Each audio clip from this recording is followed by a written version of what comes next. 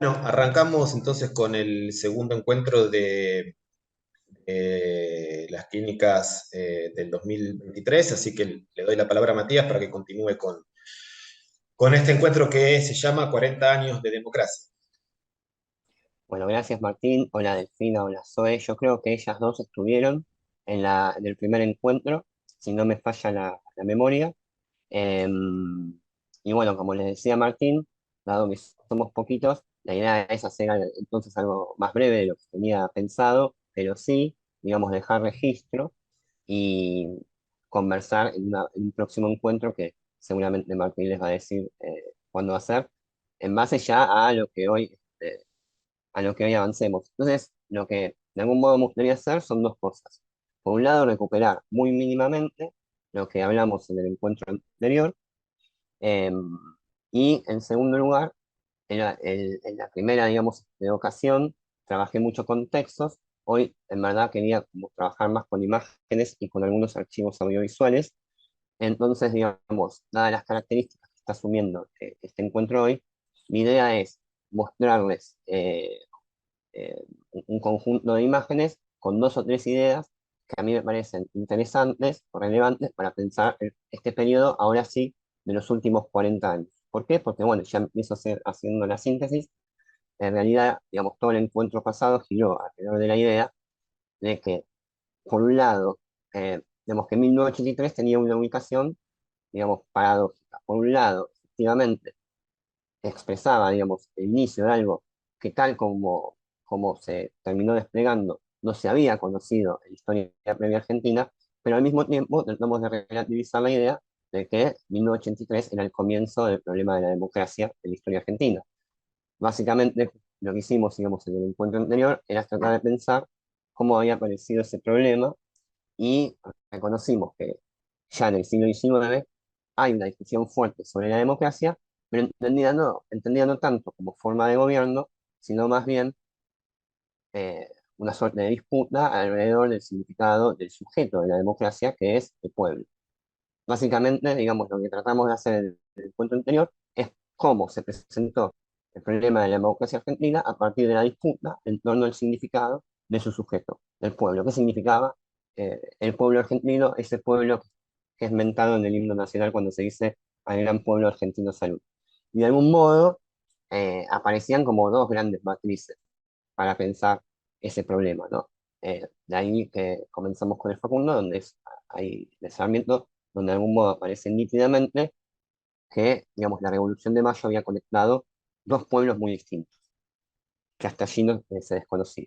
Por un lado, lo que se llama la campaña, que forma parte de un pueblo que sostenía una democracia plebeya, popular, móvil, vital, pero monstruosa, ¿no? Era un pueblo problemático para ciertas formas de concebir una democracia, y al mismo tiempo había otro pueblo expresado, digamos, por el elenco que conduce la Revolución de Mayo, que era acorde a la razón, acorde a la civilización, pero que se había demostrado impotente.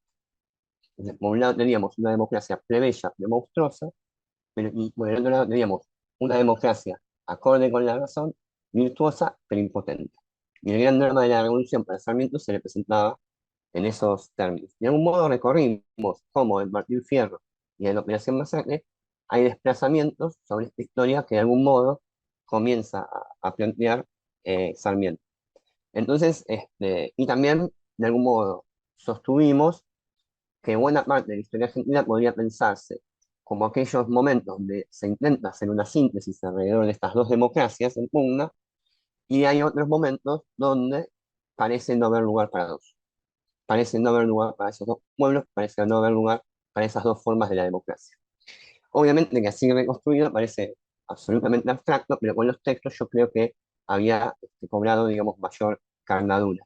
No sé si me siguen, Delfina, Zoe, Martín, me dicen, en todo caso, si hay algo que no se entiende.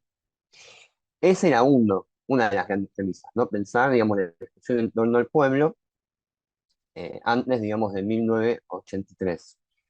La otra hacía, digamos, como una suerte de zoom o de foco, digamos, más agudo alrededor de la dictadura, de la última dictadura militar. Porque efectivamente la última dictadura militar, en algún sentido, no sé si lo dije con estas palabras, pero la hipótesis era esa, supone un corte un corte fuerte, digamos, en la historia argentina. Y ahí ya aparece una pregunta para hacerse en este segundo encuentro, digamos, ¿cómo vamos a pensar la experiencia argentina reciente? Si colocamos el corte del 76, no es lo mismo que si lo colocamos en el 83.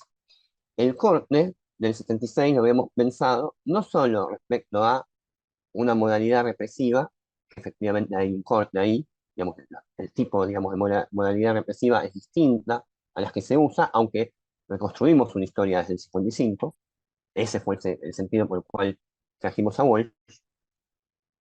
Hay un camino previo para llegar al 76, no podría decir, la ESMA no cae como un rayo en un cielo sereno, sino que efectivamente hay antecedentes, hay desplazamientos en las formas represivas, como también la vida en las formas de lucha. Eh, Eso, digamos, por un lado, pero ¿por qué hacíamos foco ahí? Porque, bueno, efectivamente hay algo del orden de lo represivo que es novedoso, por supuesto que hay algo del orden de- del modelo económico que va a pensar la dictadura que es novedoso, pero al mismo tiempo lo que subrayamos sobre todo, y que a mi entender es la condición de todas las demás transformaciones, es el objetivo político que se propuso en la última dictadura militar. Habíamos traído, digamos, un libro de Ana Gemio, que ella piensa, digamos, esta cuestión para un año antes, ¿no? Para el operativo Independencia, y donde a partir del análisis de esa experiencia, lo que ella sostiene es que el objetivo político, digamos, de la última dictadura militar fue destruir una fuerza social, fue destruir una fuerza social, ¿no? O sea, toda esa modalidad represiva no tenía como objetivo meramente capturar individualmente a determinadas personas, sino destruir la fuerza social acumulada del pueblo. Y en esa fuerza social aparecían un montón de cosas, según lo que habíamos visto en la clase pasada, que no era solamente organizaciones guerrilleras, podría haber organizaciones de otro tipo, ¿sí? Pero sobre todo había una red de solidaridades que de algún modo la dictadura busca romper. Y hicimos ejemplos, ¿no? Digamos, ¿qué pasaba cuando se despedían a trabajadores de la fábrica? Y bueno, se activaba esa red, se activaban las distintas organizaciones. El barrio protegía a los trabajadores cuando los trabajadores tomaban la fábrica, etcétera, etcétera, etcétera. Destruir ese entramado fue, en algún sentido, el objetivo político de la dictadura, al menos en la hipótesis de Gemio que yo traje en la otra, en el otro encuentro. A mí me interesaba eso, ¿no?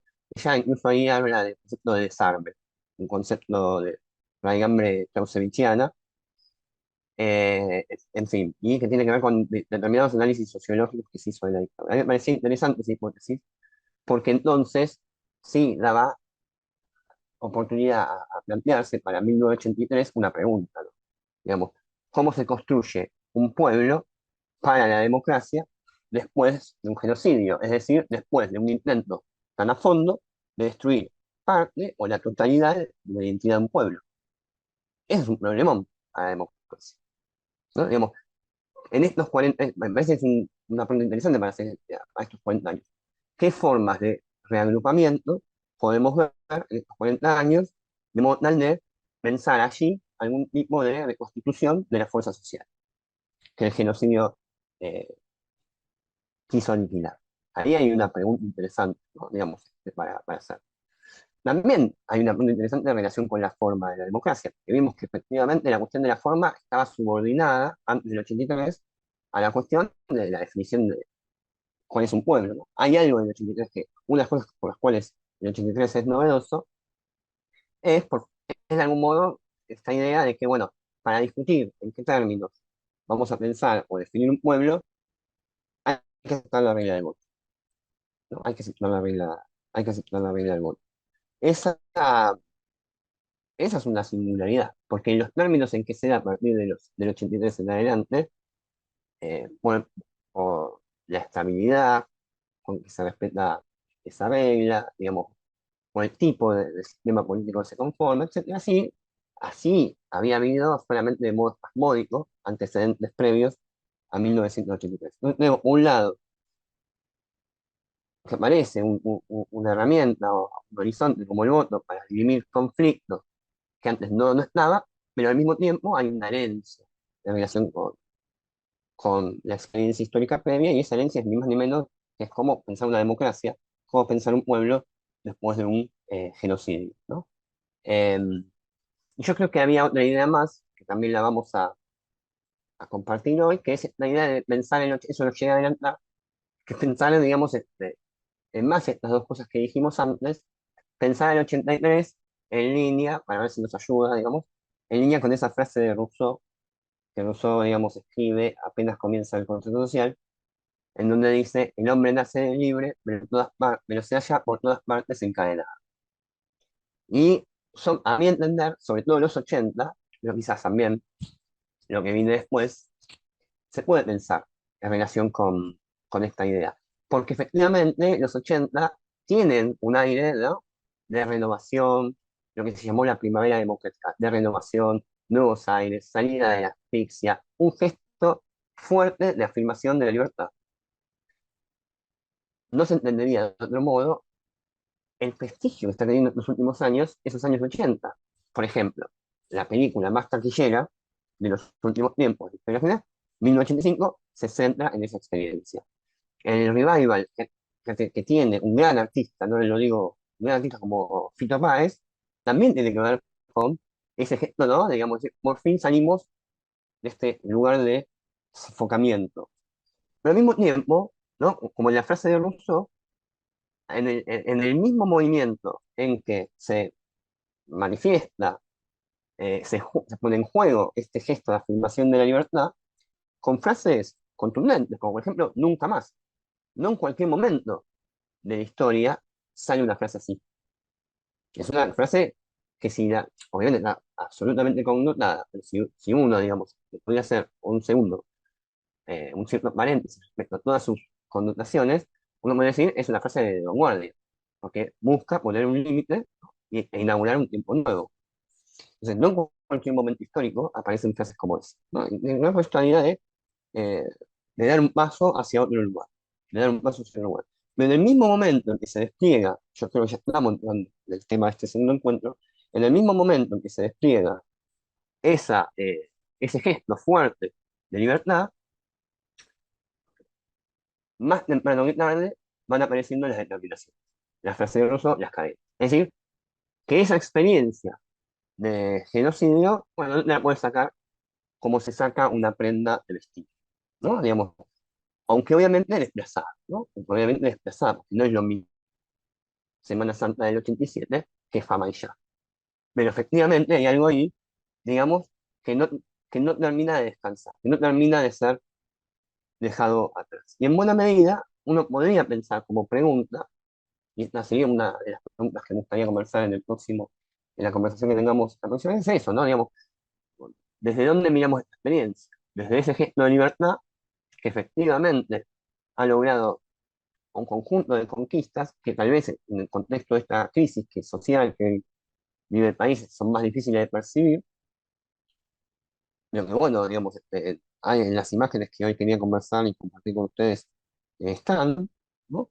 Lo pensamos desde ahí o lo pensamos desde el lugar, ¿no?, de cómo aquello que se quiere dejar atrás, sin embargo, sigue en algún sentido acechando. Que sería como la pregunta siguiente: ¿hasta qué punto hemos podido vencer la condición de sujetos aterrados, usando la categoría de Roberto Picaluga, legada por la dictadura? Y que, ¿no?, digo, ese subsuelo de terror que después es reactivado de otras maneras, ¿no? A través de la violencia institucional también, porque hubo momentos de fuerte represión en esta experiencia de los 40 años, pero tal vez a través de otros mecanismos, como pueden, que de vuelta no es lo mismo, pero al mismo tiempo se escriben sobre este trasfondo: endeudamiento, hiperinflación, es decir, momentos donde efectivamente, digamos, vuelve el terror a mostrarse, digamos, vuelve o se reactiva ese terror, digamos, que estaba ahí inscrito en los cuerpos de la experiencia concentracionaria de la experiencia de la dictadura. Sí, una mano veo a Martín. Mi Sí, mano. No, lo que te iba a decir es que incluso está bueno lo que decís porque incluso uno lo puede ver, ese retorno, por ejemplo, hoy por hoy en lo que podríamos llamar como qué sé yo, la derecha argentina, digamos, por ejemplo, los candidatos de Milei en el interior son toda gente que viene de la época de la dictadura, digamos. Ujú, Entonces, hay, digo, el programa supuestamente libertario, digamos, es en realidad volver 40 años atrás, digamos, si uno lee, digo, como que siento que uno lo puede leer en esa clave también, digamos, ¿no? Por ejemplo, ujú, viendo quiénes son los candidatos, Bussi, por ujú. ejemplo, ¿no? El hijo. Sí, totalmente. Mira, yo creo que Martín me da pie para junto a Delfina y a Zoe, para ver el primer video, efectivamente, por un lado, sin dudas, hay algo del presente ahí. Sin duda, lo novedoso de estas derechas es que se articulan derechas que no siempre pudieron articularse a lo largo de estos 40 años.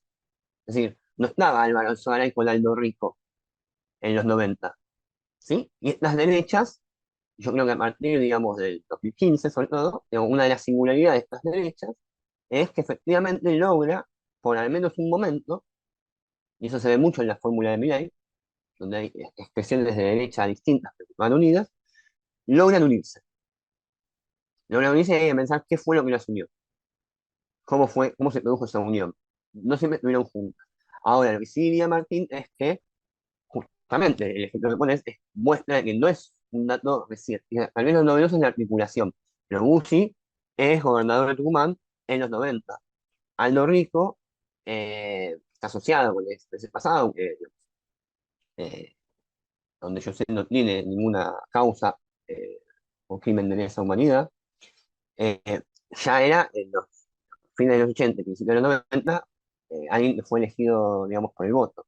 Es decir, estaban esos sujetos, tal vez lo novedoso es el modo en que se articula, ¿no? Y ahí hay que pensar, bueno, esto que decía antes, cómo, cómo se articulan, digamos, si se articulan porque hay algo que los espanta, y es probable, y también no solo por la negativa. Hay un conjunto de intelectuales orgánicos que los están articulando. Uno puede decir, pensar en los medios, etcétera, determinados medios, ¿no? Pero, digamos, creo que eso es lo más novedoso. Fíjense, en el video que les voy a compartir, para mí está esta articulación. Aunque es un video todavía no de la democracia, sino del momento de la guerra de Malvinas. Si me lo permiten, se los comparto y volvemos a esto que había comentado Martín.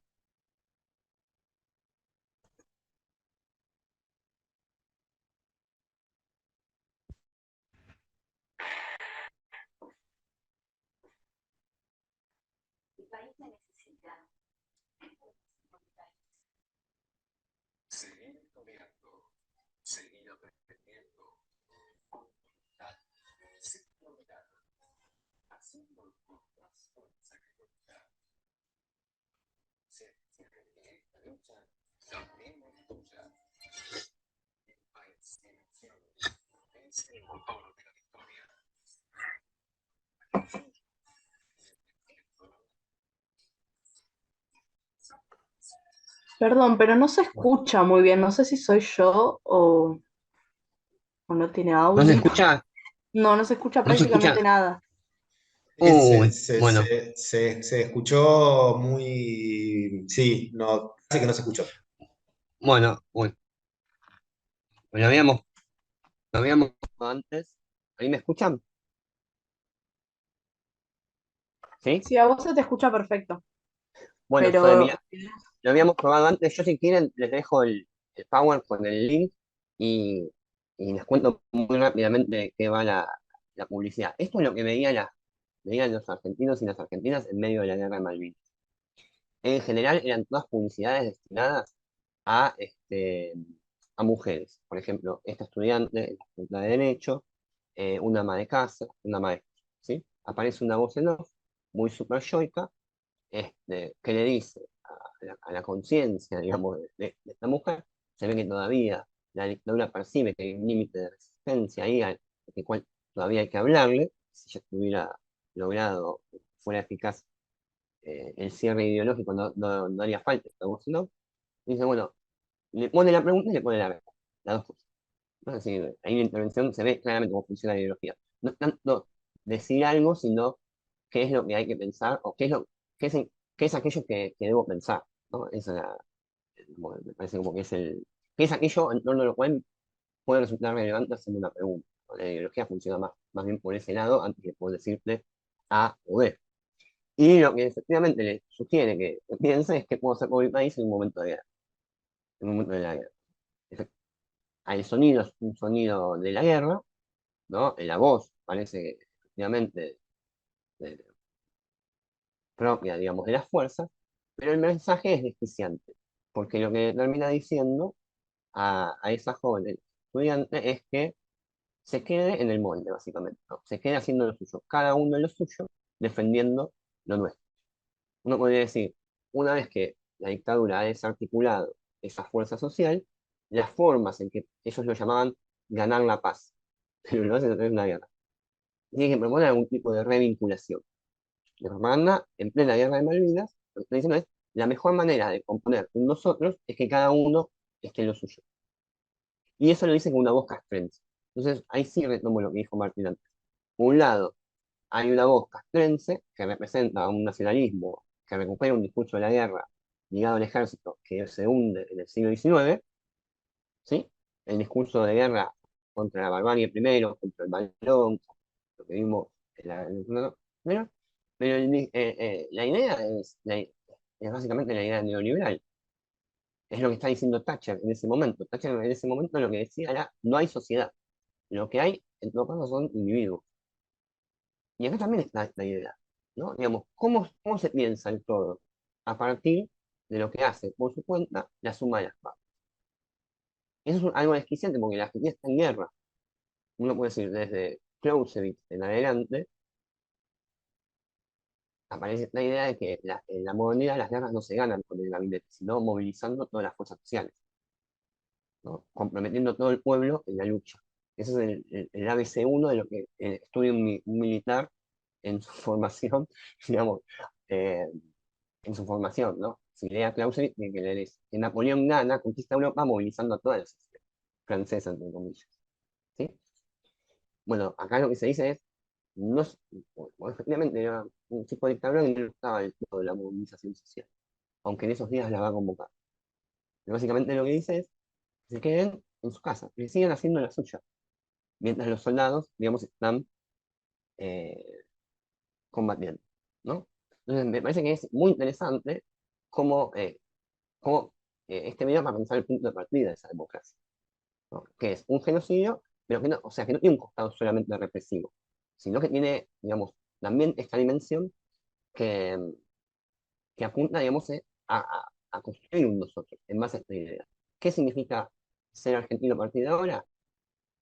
Que cada uno se tiene que quedar, que en el espacio de lo privado está lo mejor. Y que, las iniciativas que se vayan desarrollando en esos espacios van a ser organizadas por una instancia, bueno, que después se va a llamar mercado, que va a ser entendido como el mejor organizador social. Pero entonces, la estudiante estudia, la ama de casa eh, custodia la moral del hogar y la maestra oficia de la segunda madre. En todas las publicidades se ve eso, cada uno en lo suyo, ¿sí? Cada uno en lo suyo. Es decir, efectivamente, digamos, no hay solamente entonces una desarticulación, un desarme de la fuerza social construida hasta allí, sino que hay un intento claramente de construir otra cosa. Ahora, lo que ocurre es que esto se da en medio de una guerra que la dictadura la pierde, de algún modo, digamos, termina siendo una herida de muerte, digamos, no tanto para el proyecto, pero sí para que estos propios militares definan las condiciones de sucesión, algo que sí logran otros dictadores de la región, como por ejemplo Pinochet, ¿sí? Pero cuando uno va al discurso de Pinochet, no es muy distinto a lo que se está diciendo acá. Nada más que ahí, con lo que se trabaja, es con la idea del milagro chileno. El milagro chileno es que cada uno, estando en lo suyo, digamos, consiguió alejar a Chile del fantasma del socialismo y al mismo tiempo convertir a Chile en un país moderno con una economía de exportación. Y con esa idea que incluso atraviesa la concertación, que recién se pone en cuestión muy recientemente, ¿no? Pues la idea de cambiar la constitución es cambiar eso, cambiar esa imagen del país. Bueno, eh, los discursos se amalgaman. ¿Cuál es la diferencia con el caso chileno? Efectivamente, digamos, cuando gana la concertación, se quiere subrayar que hay una continuidad con ese Chile del milagro. No con el Chile represivo, pero sí con el Chile del milagro chileno. En cambio, en la Argentina, debido, digamos, a la deriva de la dictadura, de la guerra, etcétera, y al movimiento social que ya está activo desde el 81, em, el corte se anuncia demasiado pronto. Se dice nunca más, ¿no? Y el problema es hasta dónde se puede sostener este corte, porque decíamos antes, hasta dónde se puede sostener este corte cuando vemos que apenas nos afirmamos en este gesto de libertad, las determinaciones del pasado nos alcanzan. Entonces reaparece esa indemnidad en Semana Santa, aparece la inflación, aparecen problemas nuevos al revelarse la estructura social dejada por la dictadura, etcétera, etcétera, etcétera, ¿no? Es decir, en Chile la pregunta es ¿cuándo es el corte? ¿Cuándo es el nunca más? Acá el corte se enuncia de manera rápida, pero el problema es cómo se lo sostiene cuando se verifica que la herencia de la dictadura está ahí, en todo momento, ¿no? Sería como para mí el matiz. Pero bueno, me parece que ese es un punto de partida bien interesante como para pensar este inicio.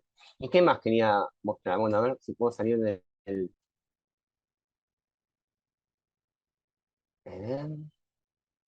Hay comentarios en el... No logro salir del chat. No logro salir ¿cómo es? Del video. ¿Cómo se llama?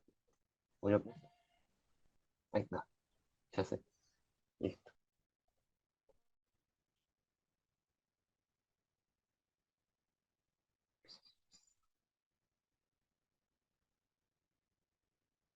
Ahí sí, ¿están viendo la presentación? Sí, perfecto. ¿Hay algún comentario en el chat para responder o no? Pero pongo señal. Bien, me dicen todo.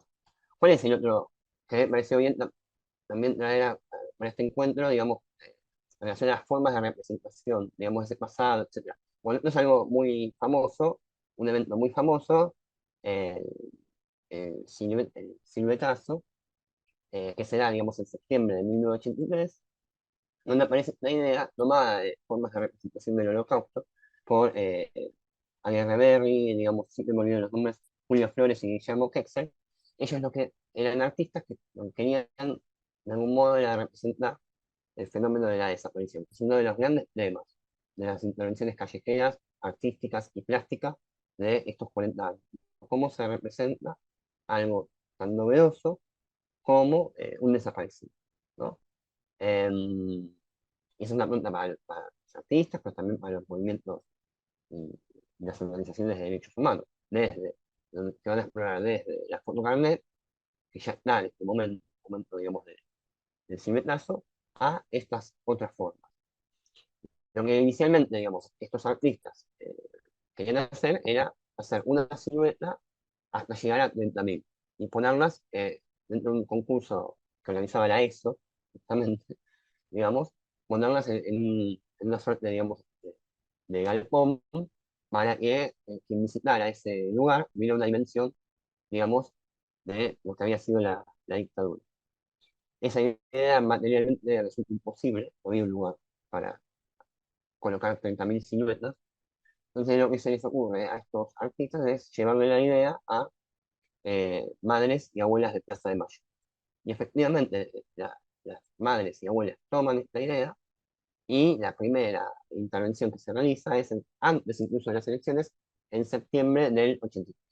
Y tiene, digamos, eh, como resultado, por ejemplo, lo que estamos viendo acá, que es una imagen interesante en el sentido que se ve esa tensión, ¿no? Por un lado, aparece, digamos, la representación de la ausencia, pero custodiada por dos policías, ¿no?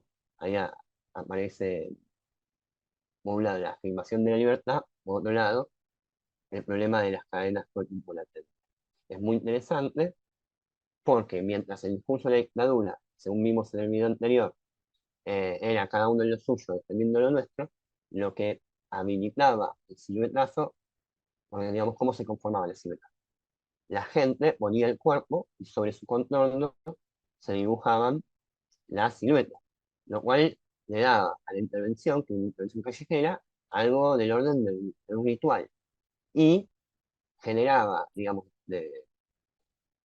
una forma de vinculación con esa ausencia muy distinta claramente a lo que proponía la publicidad de la dictadura que acabamos de ver. Esta idea de pongo mi cuerpo para visibilizar la ausencia de este otro, ¿no? Y lo hago y se hace en la calle. Ahí hay algo distinto que se está moviendo. Y todo eso motorizado por, bueno, la vanguardia, para llamarlo así, de la resistencia contra la dictadura, que era madres y abuelas y organismos de derechos humanos. Em, pero aquí también hay una discusión que es bien interesante, porque el cibertazo tuvo varias ediciones. Pues hay una muy masiva, muy multitudinaria, ya en diciembre del 83. Y allí, en esa otra, predominan las siluetas no solo sobre las paredes, sino también sobre las calles. La gente se acostaba en la calle y se contorneaba, digamos, su silueta. Entonces hay una discusión ahí interesante también para pensar acerca de cómo represento, cómo se representa, digamos, la desaparición, que es la siguiente, digamos, básicamente, Eve Bonafini es sobre todo quien dice que estaba de acuerdo con la idea, si solo si se representaban a las siluetas erguidas. ¿Mm? Es decir, estaba de acuerdo, pero tenían que ser erguidas. Después, abuelas agregan otras cosas, por ejemplo, acá se ven, parecen ser siluetas masculinas. Entonces las abuelas agregan de que también haya siluetas con mujeres embarazadas para visibilizar la búsqueda de nietos, etcétera, ¿no? Pero que no los quería, digamos, sobre todo de Bonafini, no quería a las siluetas contra el piso, ¿no? Me parecía esta idea de el desaparecido está parado, no está caído. Eh, o aparecía esta idea, digamos, de que representado sobre el piso, bueno, les cuento, hay un teórico que es Gruner, que lo que va a decir es que, digamos, esa representación sobre el piso era muy similar a, digamos, ¿vieron cuando la policía, digamos, contornea el cuerpo de alguien que ha sido, por ejemplo, víctima de un homicidio, lo contornea en la calle como para dejar el registro? Entonces, lo que dice Luna es, ojo, porque acá, en este procedimiento, estamos, de algún modo, sin darnos cuenta, conscientemente replicando, digamos, el modo en que la propia fuerza a la que se quiere, digamos,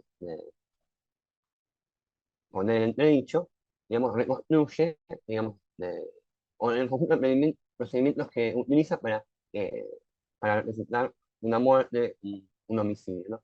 Pero digamos, lo que aparece aquí es esta pregunta, o sea, el desaparecido lo represento como alguien que está erguido, es decir, como alguien que está parado, es decir, como alguien que después se va a decir como un combatiente, o, digamos, la identificación es con su figura en términos de alguien que ha sido víctima, que sin duda lo fue, digamos, de ese operativo concentracional, ¿no? ¿Desde dónde se hace el lugar de identificación? Y eso va a ser, me parece, una pregunta importante. En los 80, él se va a desplazar en los 90 con la aparición de Hijos, ¿no? Por ejemplo, es una organización de hijos e hijas desaparecidos que no solo reivindican a sus padres en términos de em, que fueron víctimas, ¿no? Digamos, de silencio, el olvido y el terror, sino también fueron revolucionarios. Fueron revolucionarios. Digo, no es que es la misma, pero como es otra discusión. Me parece que todo análisis por 40 años se pone esa sutileza, ¿no? Digamos, la serie de desplazamientos de un conjunto de problemas que ya casi comienzan a manifestar, ¿no? No sé si se entiende, y que para mí, para el arte, el punto de vista artístico es lo que hay que explorar, ¿no? O algo muy interesante para explorar. Esa línea fina, digamos, donde aparece, digamos, el gesto de ruptura y al mismo tiempo la dificultad para poner un límite a lo que acecha, ¿no? A- a- a los- sí, se puede decir los espectros, lo que no tiene descanso, lo que no resta, en fin. Bueno, eso, las demás imágenes son como convencionales, a ver si puedo andar. No sé si quieren decir algo. Yo medio mal con los borbones en la presentación. Ahí tendría. Bueno, es célebre, ¿no? Imagen para pensar, el hombre nace libre, dijimos por Rousseau. Bueno, este es uno de los modos en que se representa esa libertad. Fíjense, eso es del 10 de diciembre de 1983. El CEN, Alfonsín ya ha ganado y va a dar su discurso de asunción frente a las masas. ¿Dónde dije dar ese discurso? En el Cabildo. Por lo tanto, lo que está haciendo es una suerte de parangón eh, entre 1983 y 1810. Es decir, bajo lo que aprendemos, digamos, en la escuela, no lo digo peyorativamente, pero aprendemos que la Argentina nace en 1810. Por lo tanto, esto es un nuevo nacimiento. Al mismo tiempo, es una suerte, o sea, de algún modo lo que Alfonsín está diciendo es que el único espejo histórico ante lo cual nos podemos mirar en relación a lo que nos está pasando es 1800. Y tal vez también 1850, porque él recita el preámbulo de la Constitución. O sea, esas formas de democracia. Y al mismo tiempo se afirma, digamos, el, el Cabildo y 1809, no se hace en la Casa Rosada. Eso es un gesto, ¿no? Es decir, la multitud está de espaldas a la Rosada. Eso también es interesante de ver esta imagen, pero si ustedes ven acá en la grande, hay gente que hace los dedos en B. Eso también es muy interesante. ¿Por qué? Porque permite pensar, digamos, que hay peronistas ahí, pero que peronistas que votaron a Alfonsín, qué pasó en la estructura social, pero también qué pasó en la historia reciente para que peronistas voten a Alfonsín, y al mismo tiempo, en el mismo gesto, en que de algún modo Alfonsín busca desmarcarse de la historia argentina reciente, esa historia reaparece con esos dedos en B. Entonces, es una imagen de predominante ruptura, ¿no es cierto? Pero al mismo tiempo, ese pasado que se quiere dejar atrás reaparece, ¿no? Alfonsín había de organizar su campaña con la idea de, de que él era el garante de la democracia, porque enfrente lo que tenía era una suerte de pacto militar sindical. Y eso era el retorno al pasado, ¿no? Eran los dos factores que él identificaba como los grandes desestabilizadores de la democracia. Y bueno, también acá es interesante para pensar cierta idea con la que simpatizó en algún momento Alfonsín y algunos de sus intelectuales, que es la idea de fundar un tercer movimiento histórico, ¿no? El primero había sido el radicalismo irigoyenista, el segundo el peronismo.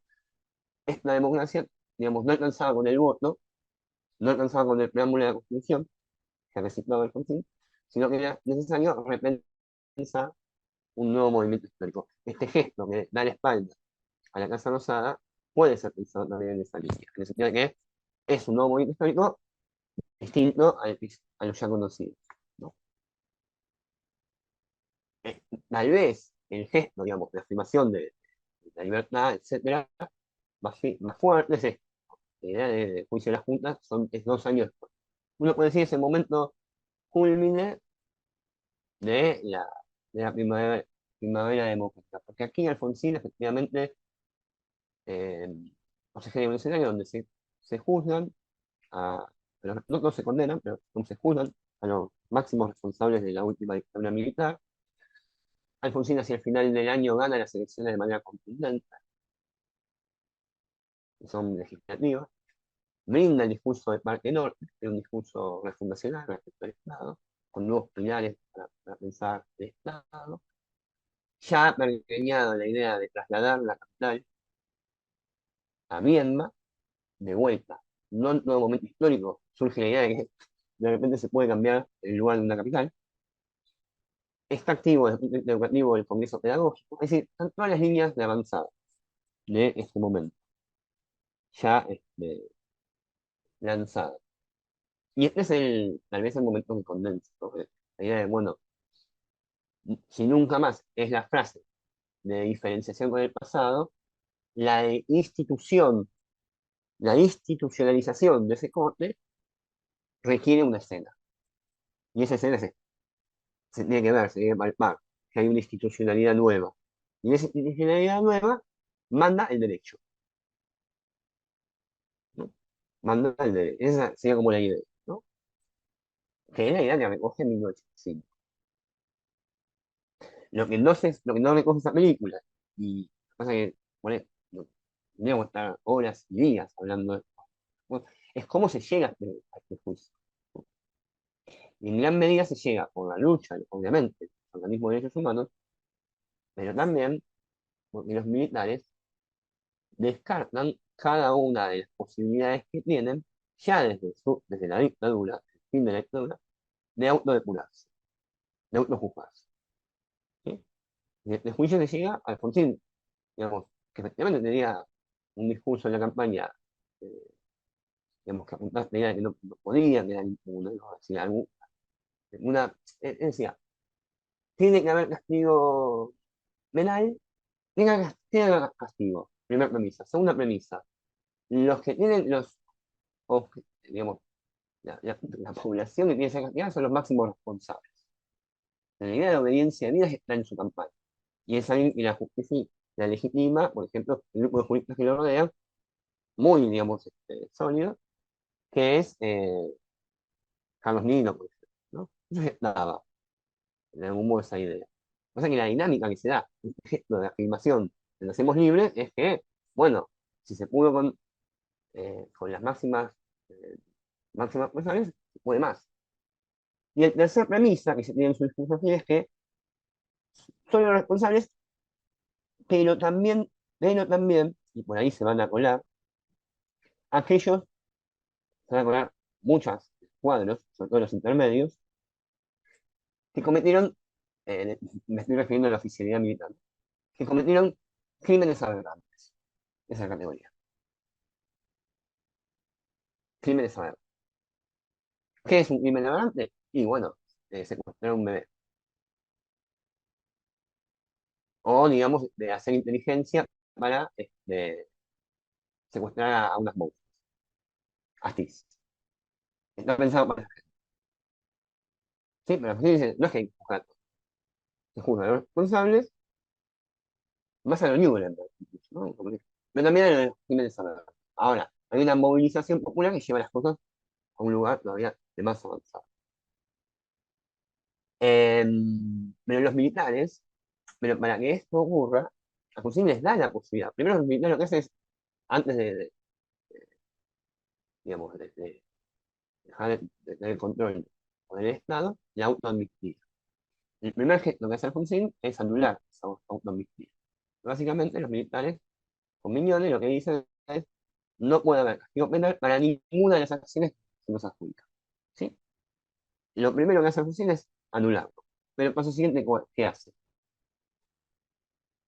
Le deja a cargo a un consejo militar que evalúe, digamos, según los propios códigos militares de guerra, o según los códigos militares, el comportamiento y las responsabilidades de los máximos representantes de la dictadura. ¿Y qué es lo que hacen los militares? Dilatan el asunto y no terminan juzgando nada. Entonces, había habilitado también Alfonsín, en el momento que le cede a los propios militares el autojuzgamiento, una cláusula según la cual se decía que si no se avanza en este sentido, si los militares no avanzan en este sentido, entonces su enjuiciamiento estará a cargo de la Cámara Federal. Y eso es lo que activa Alfonsín en el 85. Porque efectivamente los militares no querían, ¿sí? Y no querían juzgarse porque básicamente no entendían que habían cometido crimen alguno. O si lo habían cometido, lo habían sido en el marco de una cruzada de salvación de la patria. Una guerra, va a decir Macera. Pero la guerra ya terminó, es hora de que victimarios y verdugos, de verdugos y víctimas, nos abracemos. Ese es el discurso de Macera. No dice victimarios y víctimas, lo dice así, ¿no? Hubo dos bandos en una guerra, en fin. Porque es el momento, ¿no? de mayor afirmación de la libertad. Me gusta mucho la imagen también, para pensar en la misma línea. Eso es 2 años antes. Es de la misma escena, pero el 9 de julio de 1983. ¿Sí? La Asunción de Alfonsín. Mucha multitud, mucha alegría. Los policías parecen participar de esa alegría, ¿no? Al mismo tiempo con el límite, ¿no? La imagen, esto, ¿no? No pensar solamente la imagen, ¿no? Como algo que viene a ilustrar una idea, sino que a veces la imagen produce sentidos que con las palabras es más difícil de decir. A mí me parece que la imagen es eso, aunque sea simple, me parece interesante por eso, ¿no? No se sabe qué están haciendo los policías ahí. Si forman parte, digamos, de ese movimiento de masas, y qué masas son, ahí habría que hacer otra pregunta, y solo están ahí, ¿qué democracia, en términos de lo que vimos en el punto anterior, eh, expresa, no se siente interpelado? Es muy interesante también ver, pensar la clase social de esos policías, de esta imagen. Al mismo tiempo, le ponen un límite, ¿no? Muy distinto a lo que pasa, pues, la imagen, muy famosa, en donde un policía está apuntando a un fotógrafo, Rafael, no puse el nombre por aquí, Calvin, no sé si Salviño o Calviño. Pero ¿cuándo es esto? Esto es 4 años después, diciembre de 1987. ¿Qué ha pasado ahí? Bueno, ya ha pasado primero el punto final de Alfonsín, lo cual se pone un límite a el ingreso de causas penales eh, en la justicia, la obediencia de vida, y ha pasado la obediencia de vida porque ha pasado el primer lanzamiento militar, en la Semana Santa, ¿no? Este es el momento, del 87 estamos hablando, ¿no? Es el momento donde este fotógrafo va a cubrir cómo Aldo Rico, el protagonista del lanzamiento militar del 87, de Semana Santa, deja la prisión, la prisión de la cárcel y va a cumplir prisión domiciliaria. Se va a su domicilio a seguir cumpliendo la pena. Entonces lo que hace el fotógrafo es ir a registrar ese momento donde Aldo Rico, en diciembre, va a ir a su domicilio a seguir cumpliendo la pena, porque obviamente se había alzado contra la democracia. Y la imagen aparece de un policía diciéndole, vos acá no registras, ¿no? De vuelta, eh, no solo por el episodio en sí, sino por lo que transmite esta imagen. Esta imagen uno podría decir, es de los 80, pero si uno lo ubica 10 años antes, no desentona del todo. ¿Se entiende? Podría ser una imagen de los 70. Y además, ¿qué pasó? Bueno, ya en diciembre del 87 se conoce, por ejemplo, la masacre de Ingeniero Urque, que es el primer gran conocido caso de gatillo fácil. Con lo cual, de vuelta, ¿no? Esta idea de que nacemos libres, pero no, antes, por todas partes estamos encadenados, reaparece. Me da un gesto de libertad, pero ese pasado, del cual si quiere, de algún modo, escapar, reaparece, reconfigurado, desplazado, no mucha categoría de desplazar, en toda su dimensión freudiana, ¿no? Me hace acordar, perdón, Matías, también, Sí, dale. esta imagen es impactante, yo no la había visto antes.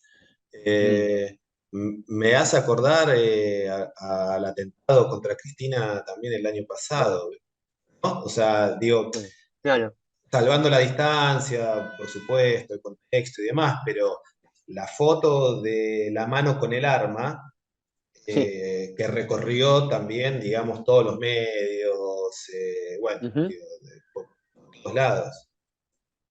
Buenísimo lo que dice Martín. La verdad, y mira, bueno, son zonas de amnesia o de represión, no sé si mías. No lo había asociado, pero claramente lo que decís es así, claramente. La única diferencia es que acá, el igual uniformado, lo que aparece es alguien que ha sido puesto por ideología que ocupe ese lugar. Notable, ¿sí? Y al mismo tiempo, bueno, también me parece interesante la imagen porque, efectivamente, cuando hablamos de herencia de dictadura, acá como que se va entendiendo. ¿Sí? No es solamente que hay determinados actores que no pierden poder, sino también hay reconfiguraciones en la violencia institucional, por ejemplo.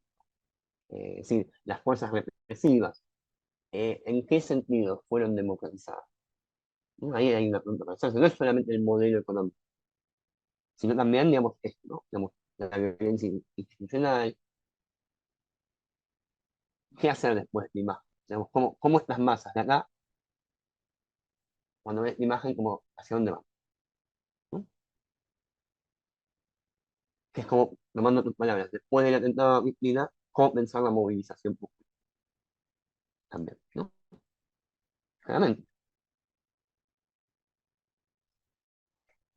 Antes de pasar, digamos, a lo que sería el primer cierre, yo sé que ya me estoy extendiendo bastante, entonces nada, voy a tratar de ser más sintético.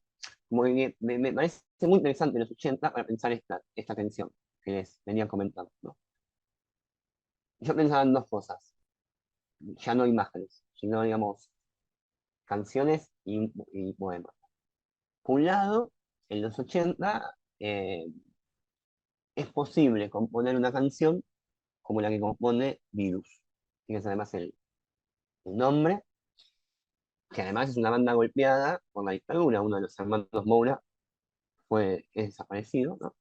Y Virus podría decir, por ejemplo, en pronta entrega, acá me lo noté, dice algo así como una línea muchísima. Además, el letrista de Virus es Jacobi, que es un artista que viene de los 60, ¿no? Digamos, claramente, vanguardia. Sí. Sofocado por el sueño y la presión, busco un cuerpo para amar, dice Virus.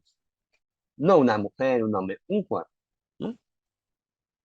Bueno, dice, la distancia va perdiendo su espesor, pronta entrega, por favor. Eso es algo de los 80. La idea de que pueda haber una entrega no comprensible únicamente en los marcos de patria o muerte, de los 70, eso es de los 80. Bueno, y está bueno, y es una forma de intensidad novedosa a explorar una entrega tal que solo orientada por el deseo de encontrarse con otro. Eso es muy necesario. Junto con eso, Cadáveres de Perdón. Léanlo, ¿no? Digamos, es un poema de 40 páginas donde todo el tiempo lo que se dice, hay cadáveres, hay cadáveres, hay cadáveres. Ahí está los 80, en esa tensión. Y bueno, y termina, digamos, de manera exitosa, ¿no? Digamos, es una imagen, por ejemplo, del 89, que acelera, digamos, la entrega adelantada del poder de Alfonsín a Menem, desde fines de mayo del 89 en Córdoba, que es la idea conocida como saqueo. Saqueo. Otros dirán motines de hambre, motines de hambre, ya teniendo una categoría de la historia colonial. Pero que es novedoso, porque efectivamente, por primera vez, hay eventos masivos donde, digamos,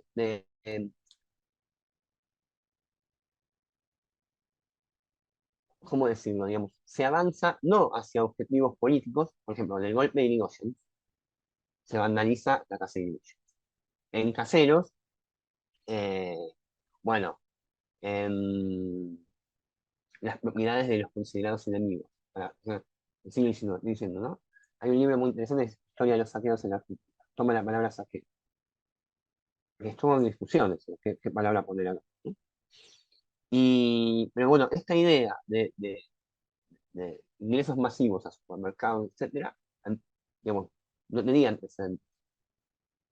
Y lo que viene a mostrar es que hay algo del orden de la pobreza, lo que se va a llamar pobreza, ¿no? A partir de ahí, no es que no se antes no se nombraba la pobreza, lo que quiero decir es que va a estar en el centro de la discusión.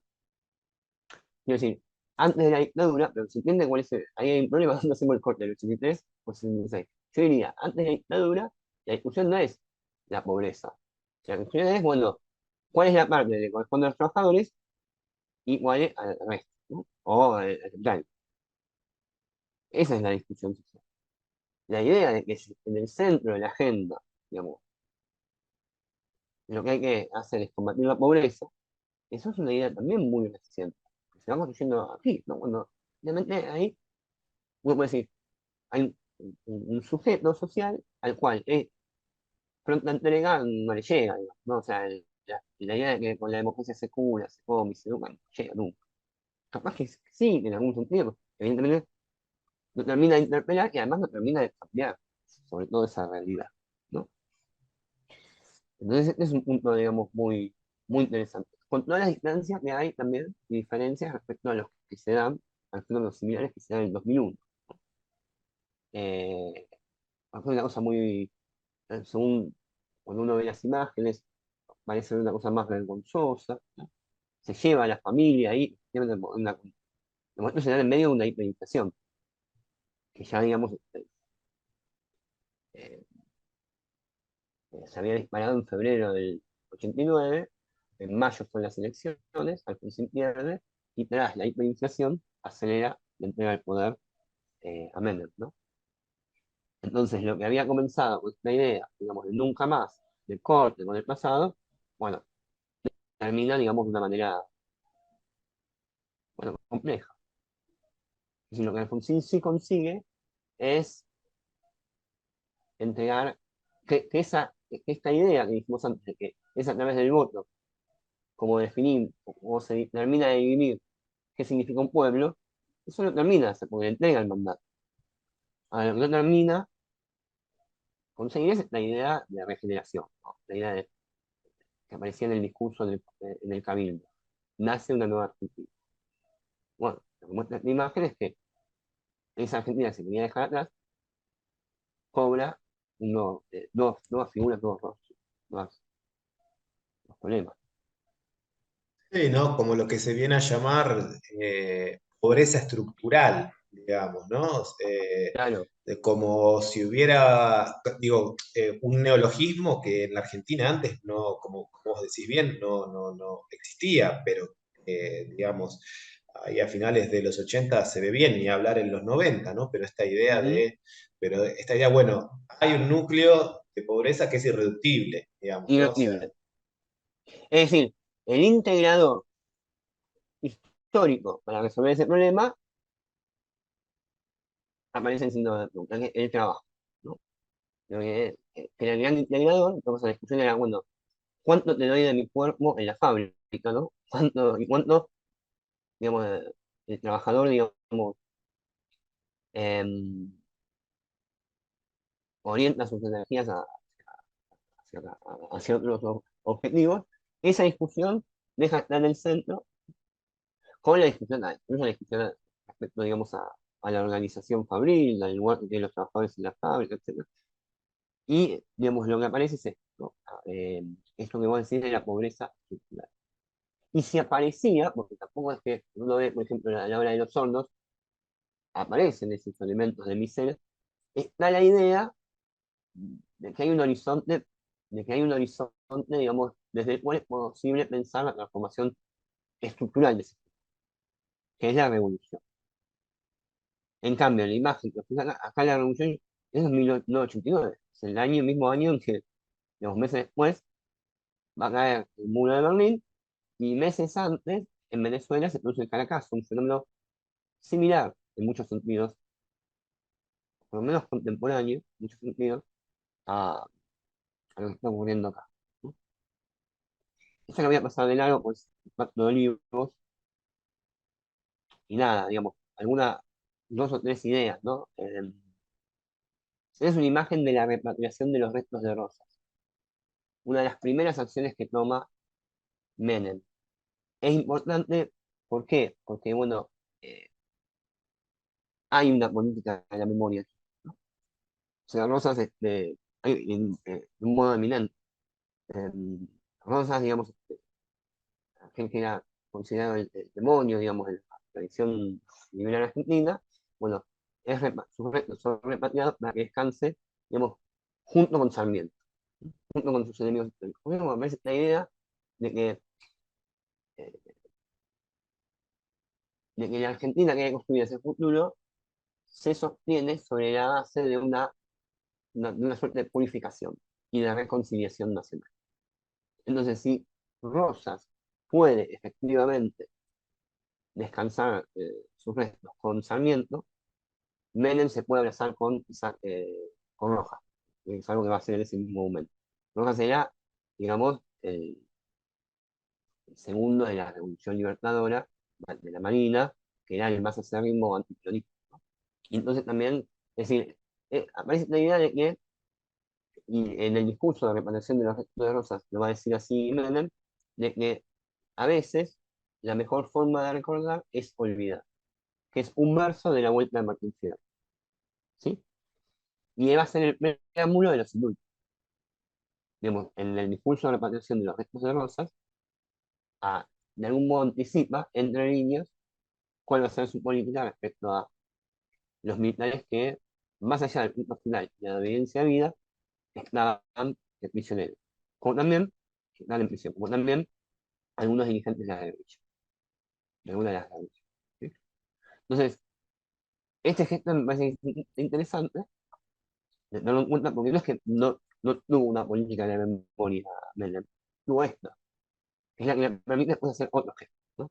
Es una imagen, digamos, muy célebre, digamos, de Menem con los Rolling Stones, pero que es un poco la premisa. Así como no hay mejor manera de recordar que olvidar, aparece la idea de que, bueno, que existe una posibilidad, y es la última, de poner a la Argentina en la misma sintonía en que va el mundo, en la misma sintonía en la que va el mundo. Obviamente esto es posible a partir de un plan de convertibilidad que por varios años, pero digamos, que dentro en los primeros, digamos, 3 años, eh, permite tener, digamos, habilita para ciertas franjas de la población,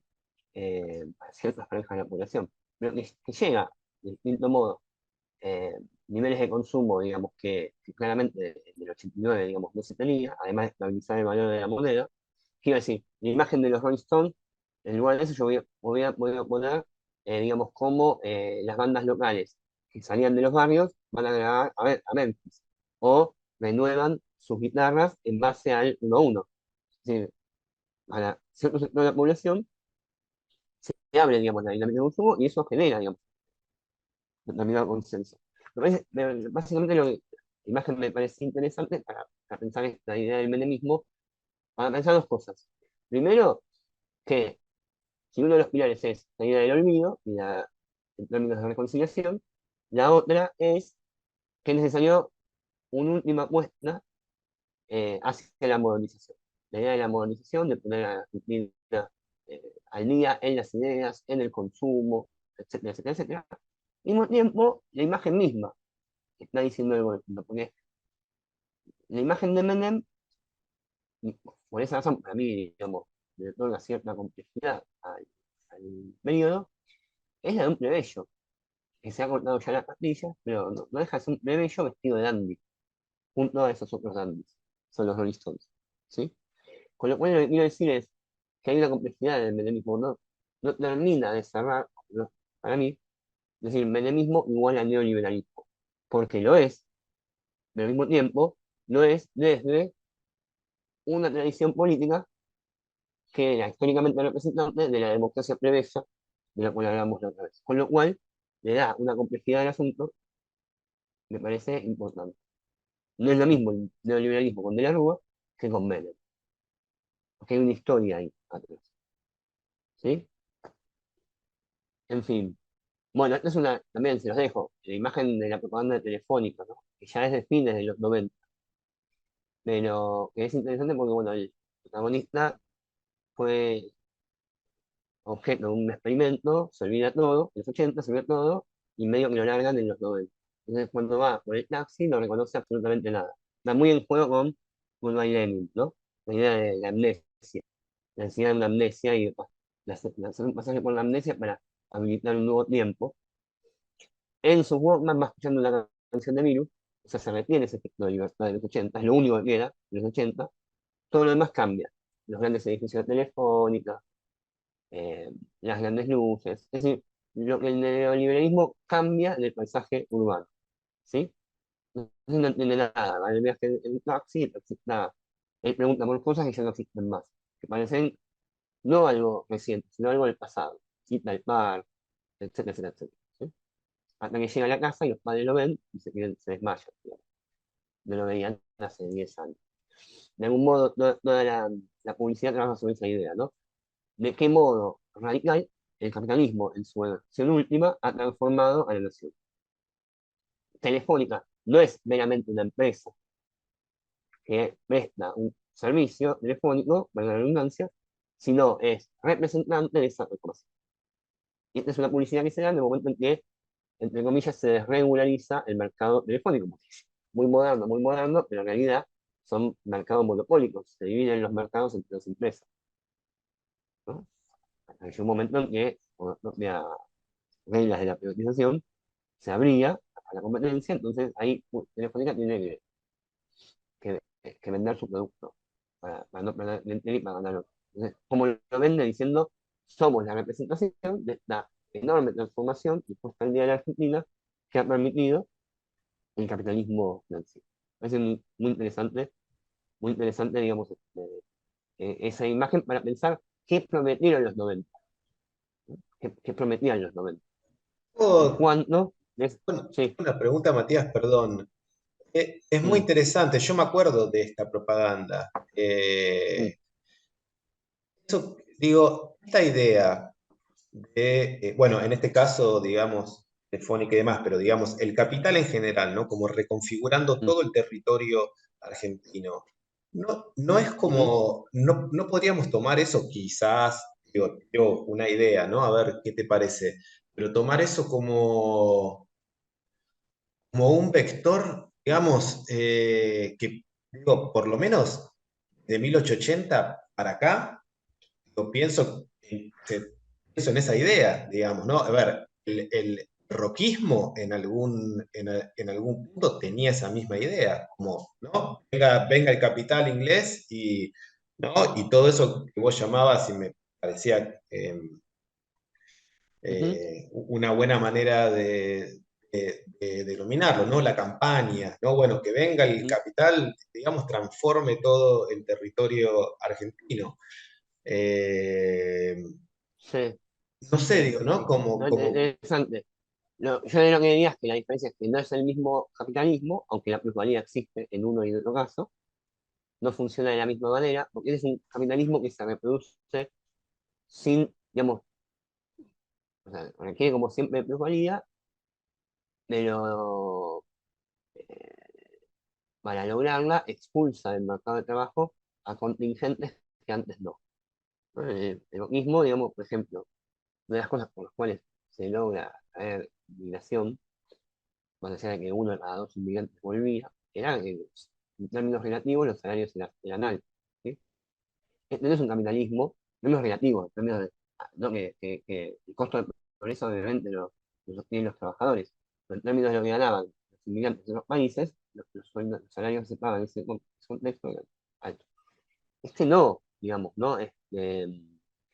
¿En qué invierte Telefónica realmente? Es una empresa, digamos, muy ligada a los, a las telecomunicaciones, a los canales internacionales. Es decir, esto que antes decimos, se pone en cuestión la idea de que el trabajo, al menos formal, es el integrador social.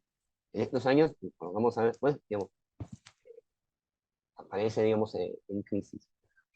Pero eso para discutir mucho, ¿no, Martín? También creo que hay una idea distinta del Estado, en el rojismo. Em, y por eso no quiero decir ni mejor ni peor. El rojismo tiene una idea de esta calidad, por la cual realiza la llamada conquista del desierto, es decir, el primer genocidio, ¿no? En base a, digamos, a terminar de dotar la territorialidad al nuevo Estado nacional. Al mismo tiempo, aún con un discurso antipolítico, digamos,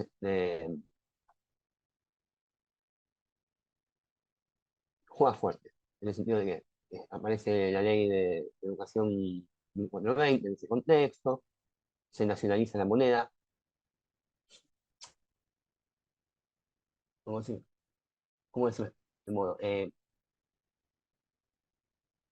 Bueno, el rojismo es el que a Buenos Aires limita el proyecto político, digamos, de Buenos Aires, ¿no? De constituirse en la principal referencia de la organización nacional. Todo el elenco rojista viene del interior, por eso lo apoya, por ejemplo, Hernández.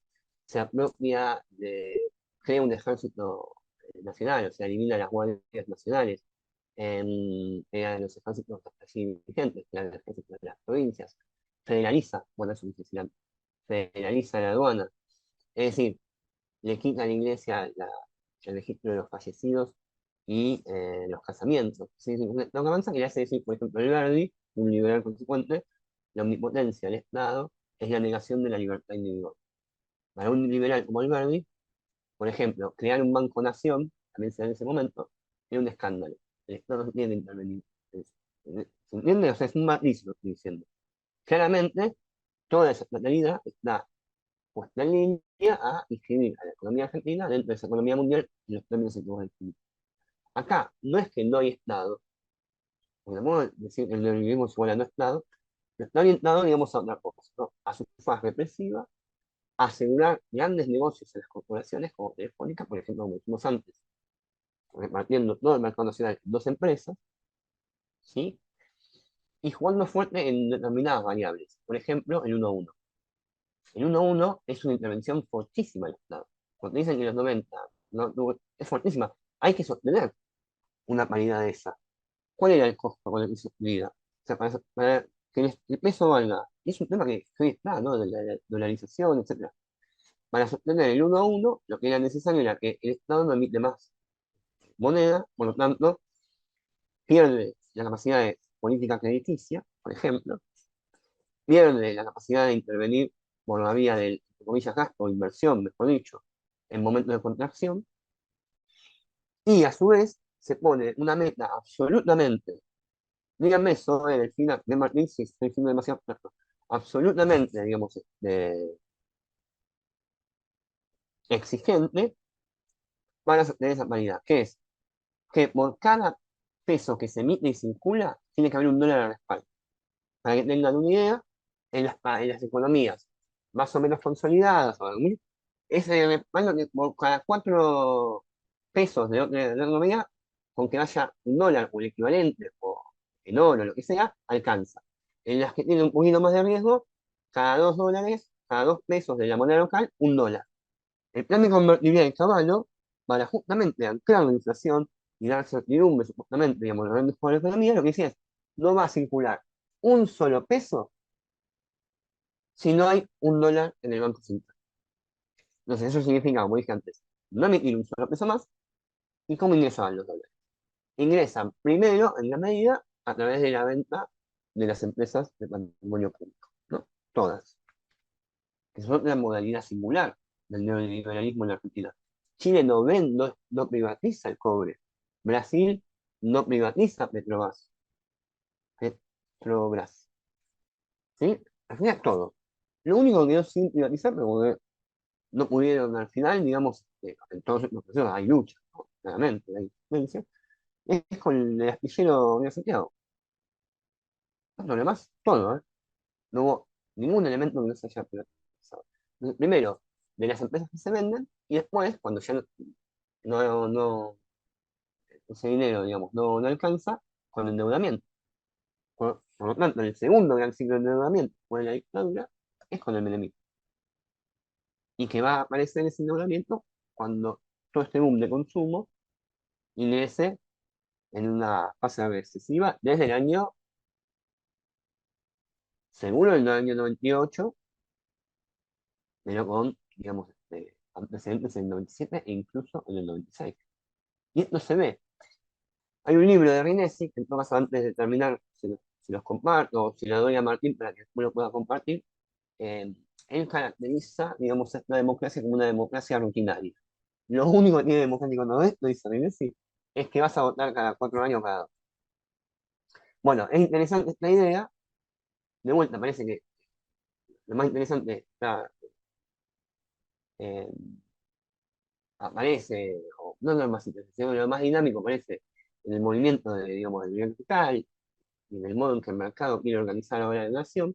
Recuerden, por ejemplo, la imagen de la publicidad de YPF, que con Repsol deja de ser yacimientos petrolíferos fiscales en la publicidad, estoy hablando, ¿no? Para decir que y de ahí la esfera ya pasó Fangio. Entonces, en la publicidad parecía Fangio con su auto pasando. Se puede borrar una historia. como Menem, de algún modo borraba con la reparación una larga historia de desencuentro entre los argentinos, en aras de imaginar un destino común organizado por el mercado y poniendo a la nación en sintonía con el mercado internacional. Bueno, lo que uno podría decir de Avilés, que es un libro extraordinario, es que, bueno, es rutinaria, pareciera como que no hay política acá, ¿no? Bueno, por un lado, hay política en el sentido de que estas son decisiones políticas que toma el Estado, y al mismo tiempo hay otras formas de reagrupamiento, bueno, que van, sobre todo van teniendo mucha ascendencia desde mediados de la década en adelante. Norma Pla, que son sujetos novedosos. Norma Pla liderando, digamos, de la lucha de los jubilados en un contexto donde se toma la medida estructural de pasar del sistema de reparto a la salud, que es un concepto absolutamente distinto acerca de qué es una jubilación, cuál es el tipo de relación que tienen que tener las nuevas generaciones de trabajadores con las anteriores.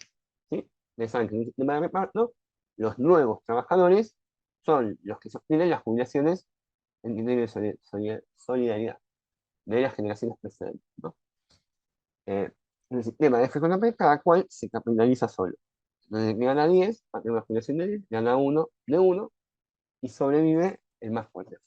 Con el escándalo, sin embargo, que se dio en Argentina de que, en general, digamos, incluso los trabajadores que ganaban bien, no, no les fue bien con ese sistema, en términos de cómo fue evaluando su capital, y además quedaron presos del default, porque el mismo Estado de la crisis de 2001, el mismo Estado que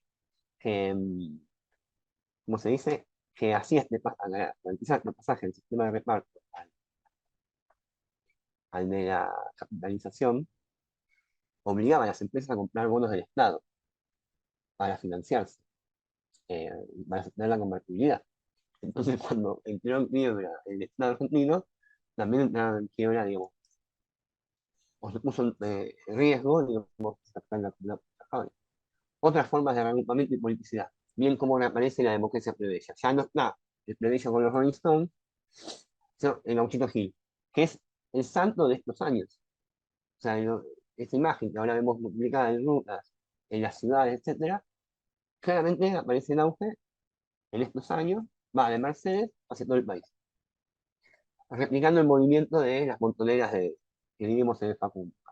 ¿Y dónde se lo ve? Y bueno, por ejemplo, en las Bocas de Subte, que es un lugar donde trabajadores de la provincia, Boca de Subte de la ciudad, ahí están los grandes contratos. Es un lugar de trabajadores, que eran muchos de ellos que vienen de las provincias de la capital, y que construyen, digamos, su propia simbología, sus propias lealtades, sus propios símbolos, ¿no? ¿Y qué es lo que caracteriza al gauchito Gil? La idea es un inocente que es asesinado injustamente. Por eso se puede eh, convertir en santo, ¿no? Y es un santo que se parece mucho a sus devotos. De hecho, hay que dejarle un buen trago, un cigarrillo, etcétera, etcétera. ¿Sí? Ese es el momento de las grandes peregrinaciones. No solo ante santos inicialmente no consagrados por la oficialidad de su católica, que después lo va a intentar integrar, sino también de las grandes peregrinaciones a la Virgen de San Nicolás, y algunas de ellas ya existían desde antes, pero eclosionan. Bueno, y la Liniers, claramente, eh, San Cayetano como patrono del trabajo. Es decir, no es que no hay reagrupamiento o un intento de rearticulación de las clases populares, pero será bajo estos canales todo eso. Ahora después voy a estas dos. Y este es un modelo. Como decir, si el primer gran movimiento social es el de los organismos de derechos humanos, que viene de la resistencia a la dictadura, el segundo tiene que ver con el movimiento genérico. La imagen es del Cultural Co, eh, que en el 96, y después en el 97, el año siguiente, en la localidad vecina de Weimel-Q, aparece, ¿no?, la idea de este actor, así como antes Martín hablaba de pobreza estructural, ahora aparece la figura del trabajador que se organiza, corta rutas. Ya, digamos, no es que lo primero que hace es manifestar delante de un poder estatal, sino que directamente corta ruta, entendiendo que la ruta es el lugar de flujo del capital financiero. Entonces hay que ir a golpear ahí. O en lugar de ir a la casa de gobierno, directamente al hipermercado.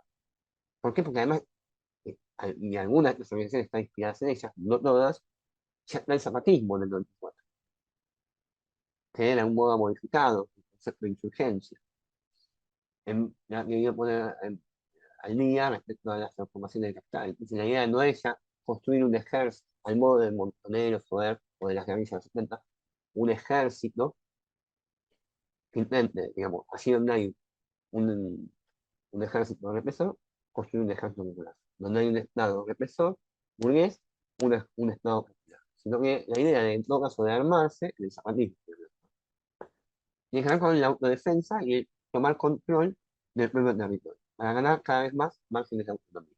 ¿Sí? Bueno, bajo la hipótesis de que el Estado-Nación está muerto. En muchos de los movimientos pequeños van a ir, y Valverón, por ejemplo, van a y Santillán también inspirados en esos movimientos. Y esto emerge acá, como para también decir, por esta imagen, no es que estalló el país en el 2001, como si fuera a ganarse una cajita de fósforos, se va construyendo esa rebelión. Entonces, este es un punto de partida, en donde en un pueblo y está Feño, es decir, no estaba YPF y no estaba más.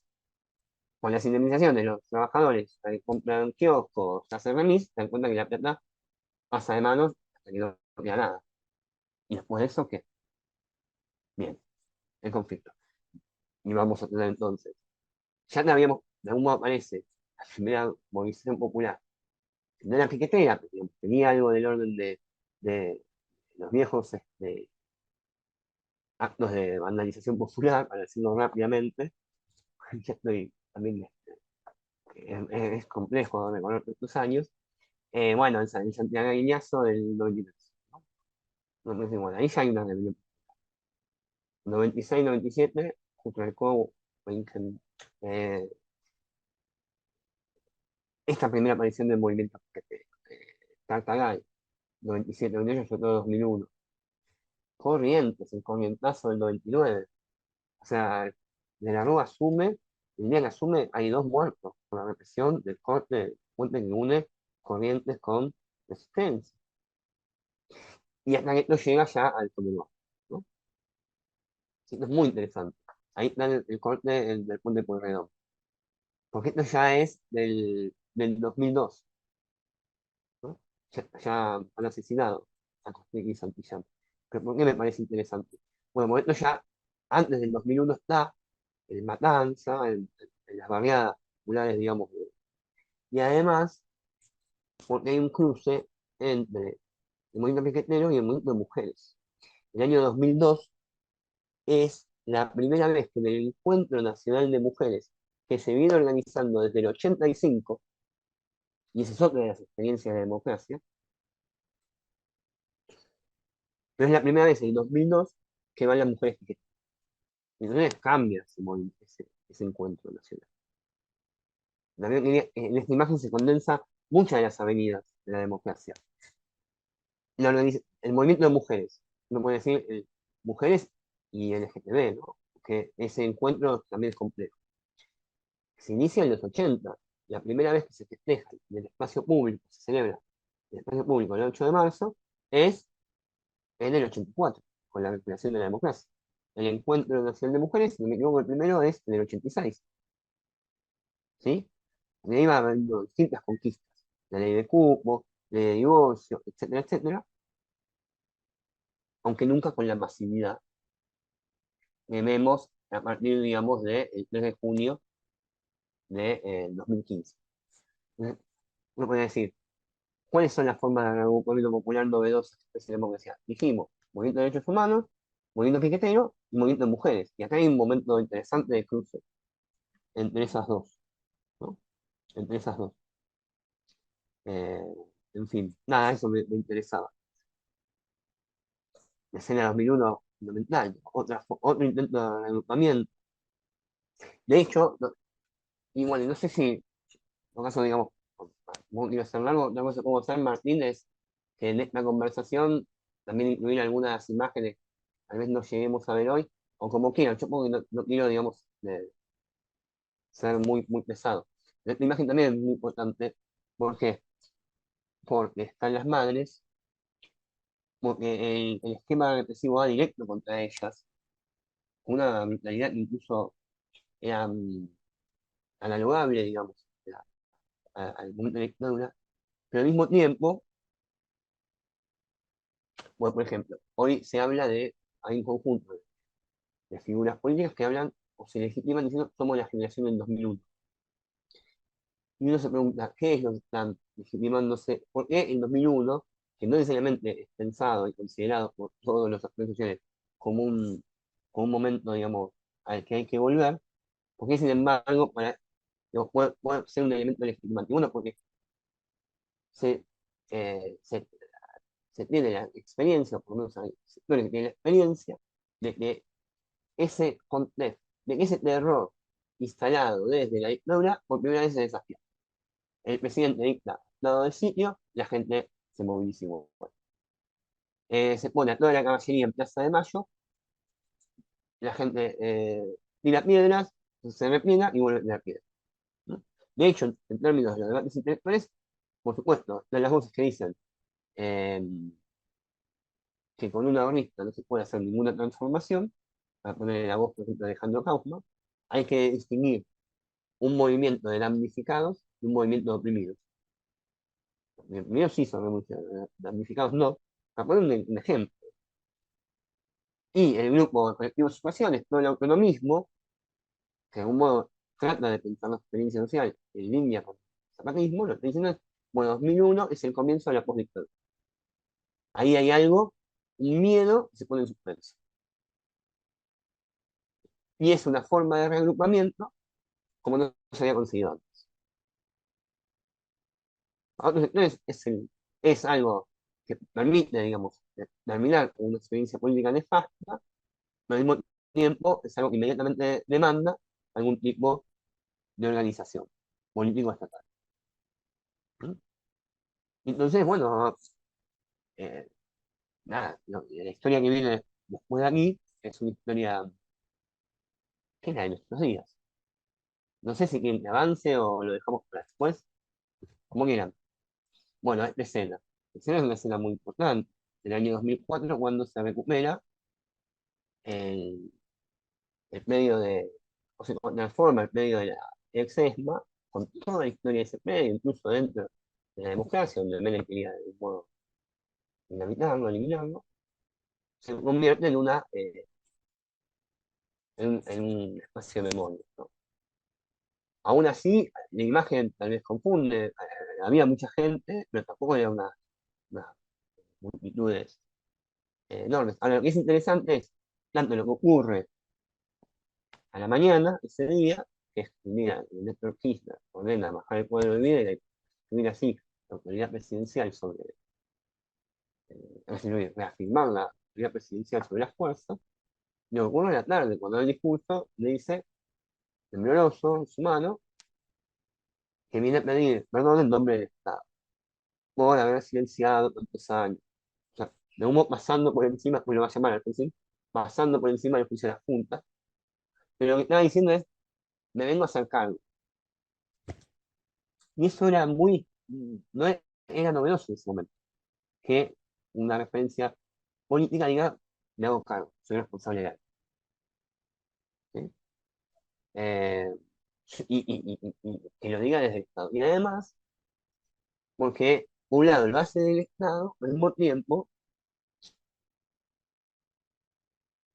bueno, en algún sitio nadie lo manda con esta escena, porque está diciendo, bueno, a esto hay que darle algún curso estatal, pero ese curso estatal no necesariamente significa un cierre de lo que está, de esta conflictividad que está acá manifestada. Eso es lo interesante de aquí. Además de es interesante que si hay un montón de cosas interesantes, yo no soy quien yo para decir qué es interesante y qué no, digo, sí, para pensar, seas o no seas kirchnerista, que hay algo ahí muy novedoso. Como es muy novedoso, se puede ver en la muestra que está en el Centro Cultural de Kirchner, las imágenes de Kirchner abrazado con la multitud que son de estos años. Es decir, em,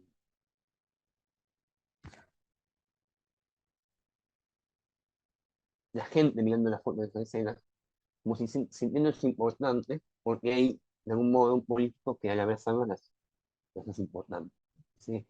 Y que a través de esa gestualidad muy original, em, empieza, digamos, a tejer algún tipo de vínculo, diálogo, lazo, articulación, llámelo como quiera, entre dos actores que están muy, bueno, están totalmente divorciados, ¿no? El Estado y el movimiento social. Bien, pero al mismo tiempo que aparece, eh, fíjense en el pensamiento, ¿no?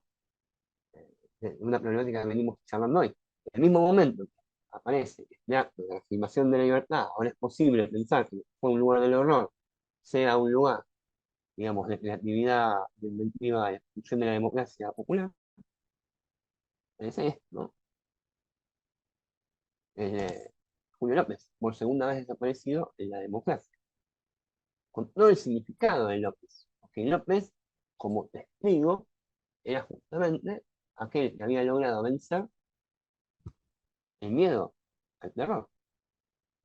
Entonces, no es cualquier desaparición, ¿no? En términos de la construcción del significado político, del significado social, porque es la desaparición de un desaparecido que había logrado vencer colectivamente, obviamente, esa condición de sujeto aterrado, y para dar testimonio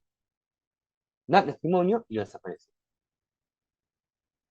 Es un tema político muy compleja, escena, en cualquiera de los sentidos que vamos a pensar, desde cómo sigue reproduciéndose socialmente en Argentina con un desaparecido como López en democracia, a la idea de que, bueno, ahí, muy lindo leer una advertencia, ¿no? Obviamente acá hay una cuestión de no se supo absolutamente nada, de quiénes fueron los responsables, hay sospechas claramente de Chicolás, que era principalmente de quien estaba comprometido con el testimonio de López. Digo, están las cuestiones de las responsabilidades institucionales, pero también en términos de la imagen de López es una imagen eh, sumamente dolida, compleja, sí, sí, bueno, en términos de cómo funciona como advertencia. En el mismo momento en que, digamos, se avanza sobre un lugar del horror como este, aparece nuevamente la advertencia, ¿no? Cuidado con revelar. Voy a decirlo así. Estoy simplificando mucho, pero creo que se entiende lo que quiero decir. Y bueno, y acá más, nada, imagínate como que se arma otro país, ¿no? Una discusión. Esta es la protesta, digamos, se arma alrededor de la sanción del 125. Me parece que, ¿no? Ayer fuimos graneros del mundo, somos pobreza. eh, Donde se construye, digamos, se comienza a construir un bloque, bueno, que por un lado busca poner límites a, a las alianzas y al bloque bueno, que se comienza a armar en las escenas que vimos previamente, sobre todo la creación de la ESMA. Em, no, no, y que define el perfil, me parece, digamos, de la, de la Argentina de nuestro tiempo. Hay, hay un libro, me parece muy interesante, de Ulises Bocia, que es un sociólogo, sobre el segundo kirchnerismo, y donde él muestra el parteaguas acá, en la dinámica política, porque este sociólogo entiende que los primeros gobiernos de Kirchner, son discutibles, pero interesante igual para pensarlo, es un tipo de gobierno neodesarrollista, en donde básicamente tanto los jugadores que están por abajo como los que están por arriba están de acuerdo de que había que salir de la escena del 2000. Entonces, con más o menor énfasis y simpatía, digamos, todo se acompaña. Lo que se arma acá es una cosa, es el principio de un fenómeno que va a llevar a que el elenco del poder tenga peleas importantes con lo que se llama la cúpula empresarial, en donde ya no cae tan bien eh, el nivel de intervención estatal sobre la rentabilidad. No solo sobre la rentabilidad, sino lo que se discute es poder. ¿Quién define, digamos, de vuelta el significado del pueblo, el significado de la nación, etcétera, ¿no? Em, Ahora, esa cúpula empresarial hay que pensarla como dos o tres actores desligados, sino que en Mosia aparece articulado con una fuerza social ampliada, en base a transformaciones que se dan en el campo, en la zona rural, etcétera, etcétera. Es decir, efectivamente acá no vemos en esta imagen la imagen de la oligarquía tradicional. No, porque si son chacareros, pero ahora ser chacarero significa también otra cosa, sostienen una bandera, entonces hay que indagar eso. ¿Qué actitud se está pensando ahí? Al mismo tiempo se hacen tractores.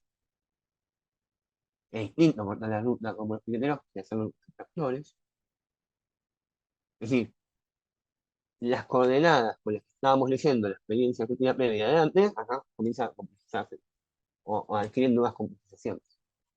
¿Sí? Se corta la ruta, pero al mismo tiempo desde- aparece la idea de productor, ¿sí?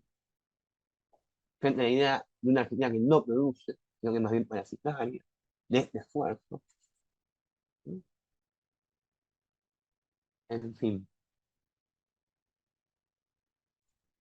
y de algún modo no quería dejar de plantear esta escena que es fundamental, del año 10 de junio de 2015, cuando aparece, digamos, el movimiento articulado alrededor de la consigna Ni Una Menos, que, por un lado, recupera elementos de la memoria histórica del movimiento de mujeres, en el sentido de que los feminismos que se dan en la democracia a inicios ya de los 80, de algún modo armaban en común con el movimiento, se articulaban alrededor del significante de violencia. ¿Sí? Entonces, así como los organismos de derechos humanos denunciaban la violencia, y digamos, la violencia institucional, la violencia estatal, de los desaparecidos, las mujeres, a partir de ese significante de los 80 claramente, van a mostrar que hay otras violencias que quedan más enlazadas de esas violencias que los organismos de derechos humanos eh, denunciaban, ¿no? Eso está en la idea de Ni Una Menos, que es uno también la podría entender como una idea de una escritura de nunca más, ¿sí? Pero hay otra cosa también acá, o dos cosas novedosas. Primero, la masividad. Y hay una pregunta, ¿cómo aparece esa masividad? Que no había aparecido en años antes, aun cuando los encuentros de mujeres son cada vez más concurridos. Y al mismo tiempo aparece la idea de que, además del significante de violencia, si uno lee el primer manifiesto, aparece la idea de una suerte de composición colectiva que, bueno, pueda recuperar algo del orden de lo que veíamos en la canción de Bibi, algo del orden del deseo, también, ¿no? Del deseo. Se debe buscar un cuerpo, no importa, más allá de las grillas que establece el género, etcétera, etcétera. Bueno, yo no voy a ser yo que voy a ponerme en el lugar de interpretar esta movilización, pero sí no quería dejarla de mostrar porque empecé la charla con la idea de, bueno, cuáles son las formas de reagrupamiento con un genocidio. Bueno, hay un, claramente, ¿sí? Y para finalizar, dos cosas. Esta escena, que es una imagen muy interesante. Fíjense ustedes, Macri, esa es la función de su gobierno. Macri no hace como el Consejo, que deja de lado esa cosa, pero en lugar de hablar, con un gesto, obviamente, el fotógrafo, más que lo que intentó captar las manos hacia la derecha. Pero hay cosas muy interesantes en esta escena para pensar, que es cómo, por ejemplo, el macrismo puede poner una misma escena, voy a decir así, un cuerpo no hegemónico, para llamarlo yo, porque me pifio la conceptualización, pero pido disculpas, pero digo, quiero como que se entienda. Con el cuerpo de Michetti eh, y pone a Julián Aguada, cuerpo hegemónico ciudadano. ¿No? Y la idea de que es una derecha, volviendo a tu idea de Martín, que puede articular distintas cosas. Es decir, puede articular el discurso de la inclusión, en estos términos, de no se puede vestir de blanco sin sentir culpa, que legitima la figura del empresario como él puede estar a cargo, o sea, no estaba en el 2001, puede estar a cargo de los destinos de la nación, y que puede estar en alianza con esto, ¿no?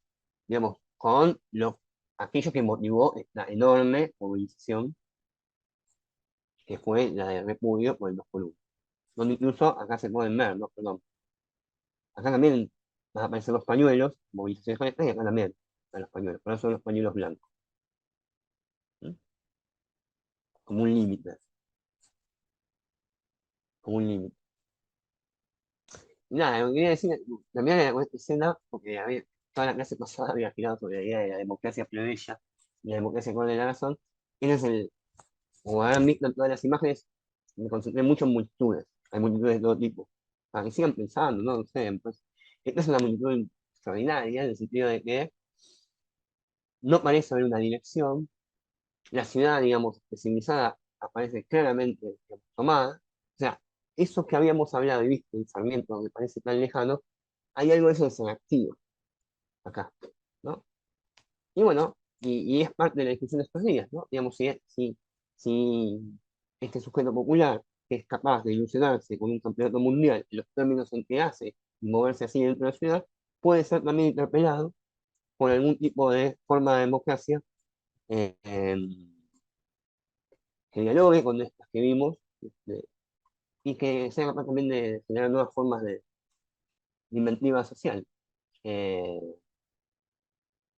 o si estas masas van a ser interpeladas por un tipo de experiencia eh, represiva. Están disponibles para ser interpeladas por distintos discursos políticos. Es algo que se está jugando, digamos, en esta elección. ¿No? Es un momento de la vida popular que lo que muestra es que aun cuando todo parece indicar lo contrario, nadie espera una movilización así. Bueno, aunque el fútbol obviamente significa lo que significa, pero bueno, la magnitud que adquiere es novedosa. Es donde ese componente plebeyo de la democracia argentina está activo. Si algo se vio esos días, el plebiscismo de las masas, ¿no? El pensamiento era fascinante, pero al mismo tiempo monstruoso. Uno puede decir, después de lo recorrido, bueno, eso ya es una opinión muy personal, ¿qué es lo que a mí me da esperanza en torno a la democracia? Eso es una opinión. Espero como esto, que las imágenes que vimos hace 40 años, algunas ideas les haya podido aportar para pensar esta experiencia.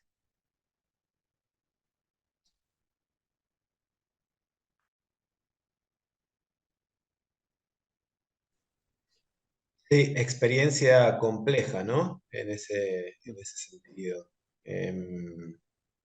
Lo que te iba a preguntar es, como para dejar ahí picando, ¿no?